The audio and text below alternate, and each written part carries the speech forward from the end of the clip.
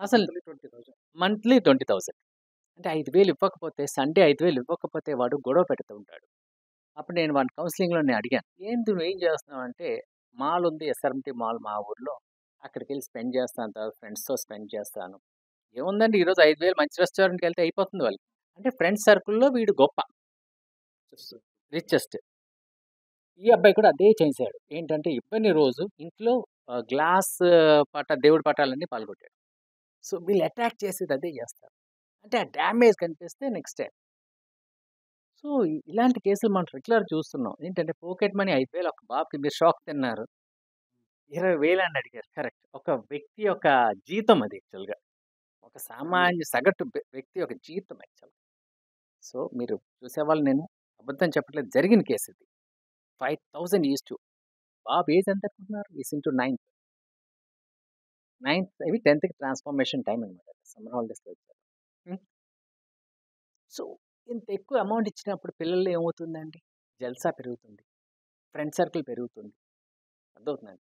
So, ఏంటంటే cup సిరప్స్‌కి first అలవాటు పడతారు. అదొక పెద్ద డేంజరస్. తర్వాత ఏంటంటే వైట్నర్. సో, ఇయన్నీ చిన్న చిన్నగా మొదలుపెడతారు. మొదలుపెట్టిన తర్వాత ఏమిటంటే అవి పీలుస్తారు, వాసన చూస్తారు. తర్వాత కొంతమంది పెయింట్స్‌కి అడిక్ట్ అవుతారు. పెయింట్ వాసనకి ఒక అడిక్షన్ ఉంటుంది. ఇలా చిన్న చిన్నవి మొదలుపెడతారండి. మొదలుపెట్టిన తర్వాత పెద్ద పెద్ద డ్రగ్స్ నేను నాకు పేర్లు చెప్పకూడదు ఇక్కడ చెప్పట్లేదు నేను. సో, పేరెంట్స్ ఇలాంటివి గమనిస్తే యూ షుడ్ స్టాప్. ఇంకోటి పిల్లలకి పాకెట్ మనీ ఇస్తే పక్కాగా వాళ్ళు ఏం చేస్తున్నారన్నది మానిటర్ చేయండి. ఇంకోటేంటంటే పేరెంట్స్‌కి ఇంకొక అడ్వైస్. వాళ్ళకి పాకెట్ మనీ ఇచ్చినప్పుడు వాళ్ళకి కిడ్డీ బ్యాంక్ ఇవ్వండి. ఓకేనా అండి? డబ్బులు వాళ్ళియే. తర్వాత బ్యాంక్స్‌లో చిన్న చిన్న పిల్లల అకౌంట్స్ చాలా ఉంటాయి.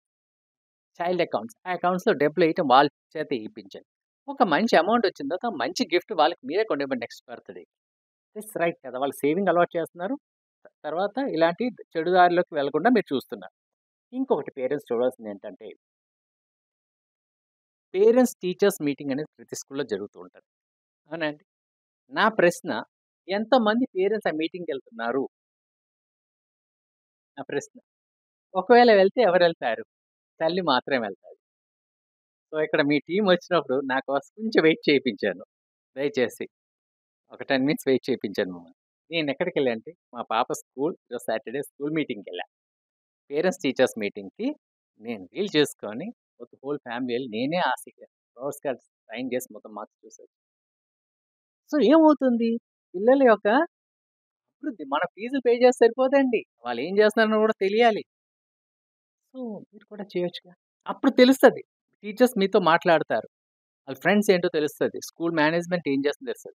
తర్వాత ఇంకోటి పిల్లలు లేట్‌గా ఇంటికొస్తూ ఉంటే దాని మీద ట్రాక్ పెట్టండి. 9 అవునప్పటికి పిల్లలు ఇంట్లో ఉంటారు. 9 తర్వాత ఈ పిల్లలు ఎందుకు బయట ఉంటున్నారు?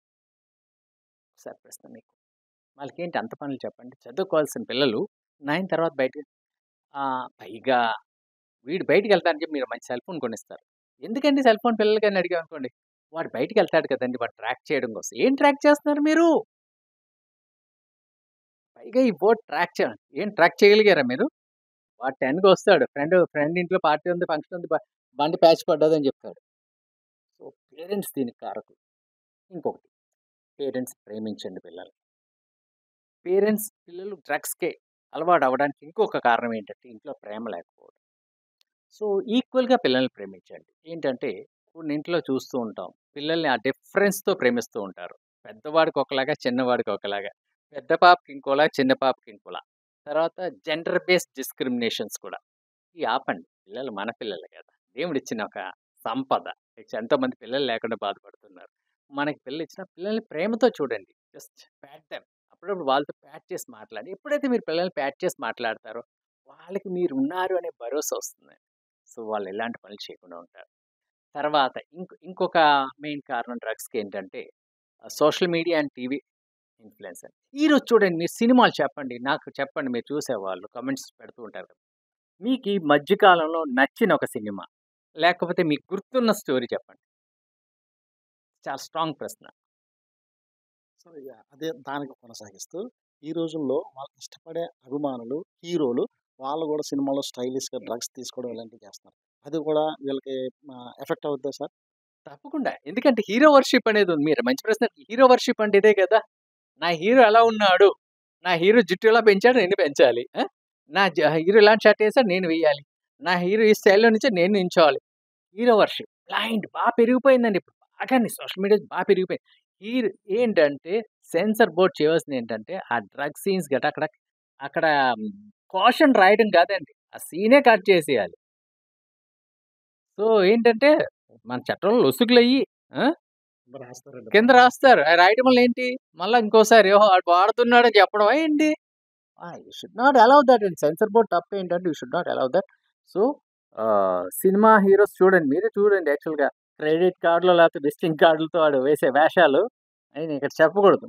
అయన్నీ చూసినప్పుడు ఏమనిపిస్తది? నా చేతిలో క్రెడిట్ కార్డ్ కనిపించినప్పుడు లేకపోతే విజిటింగ్ కార్డ్ నేను ఒకసారి ట్రై చేస్తాను. Is it not? Is it not? So, ఆ రిఫ్లెక్షన్ ఏంటంటే పిక్టోరియల్ మెమరీ అంటాం. Pictorial memory. ఆ పిక్చర్‌ని ఇక్కడ మెమరీలో పెట్టుకున్నాడు. నేనిప్పుడు చేస్తాను. సో, అందుకండి ఈరోజు సినిమాస్ కూడా అంత దారుణంగా తయారైనాయి. వైలెన్స్, డ్రగ్స్ వ్యాపారం చేయడం సినిమాల్లో యాక్చువల్‌గా. హ్మ్. ఆ కలర్స్ కూడా వైబ్రెంట్ కలర్స్‌లో చూపించడం. ఇయన్నీ ఏంటంటే మెంటల్లీ అయన్నీ మనం రిఫ్లెక్ట్ చేసుకొని మన పిల్లలంతా తీసుకొని ఎందుకు చేయకూడదని ఒక ఇదొస్తుంది. ఇంకొకటి పిల్లలు స్వేచ్ఛగుని చెప్పినప్పుడు ఇంకొక విషయం ఏంటంటే, ఈరోజు పిల్లల్ని హాస్టల్‌లో పెట్టేస్తున్నాం. చాలా సేఫ్ అనుకోని హాస్టల్‌లో పెట్టేస్తున్నాం. కానీ మీ పిల్లలు హాస్టల్‌లో ఉంటున్నారా లేదా అన్నది ఒక్కసారి అబ్జర్వ్ చేయండి. నా దగ్గర వచ్చిన కేసులున్నాయి. పెద్ద పెద్ద పేర్లు చెప్పండి. పెద్ద పెద్ద విద్యా సంస్థల హాస్టల్‌లో ఈ పిల్లలు బయటికెళ్తున్నారు. ఎలా ఎళ్తున్నారంటే వాచ్‌మ్యాన్‌కి కాస్త భోజనమో, చిన్న గిఫ్ట్ ఇచ్చి వాళ్ళు వెళ్ళి బయటికెళ్ళి వస్తున్నారు. వెళ్ళి వచ్చే సమయంలో ఏం చేస్తున్నారో తెలుసా మీకు? చెప్పండి. చాలా కష్టం. డబ్బులు మొత్తం వృధా అయిపోతుంది. తర్వాత ఇంకో పెద్ద విషయం చెప్తా యువకులకి. పిల్లలు పుట్టరు. దాంపత్య జీవితం ఉండదు. దాంపత్య జీవితంలో సుఖం ఉండదు. నేను చెప్పింది మీకు అర్థం ఉంటది కదా! Thank you. ధన్యవాదాలు సార్. చాలా, చాలా ఇంపార్టెంట్ విషయాలన్నీ కూడా యువతకి, అలాగనే తల్లిదండ్రులకు కూడా డాక్టర్ గారు చెప్పారు. ఇవన్నీ కూడా మనసులో పెట్టుకొని, ఈ వీడియో చేసేప్పుడు ప్రతీది కూడా పాజ్ చేసుకొని, ప్రతి అంశాన్ని కూడా మీరు గుర్తించినట్లయితే, దాని నుంచి బయట తొలగించడం కానీ, లేదంటే మన చుట్టూ ఉన్న పరిసరాలు కానీ, ఎవరైనా ఉంటే గనుక వాళ్ళకి కూడా అవేర్‌నెస్ కానీ ఇవ్వడానికి ఉంటది.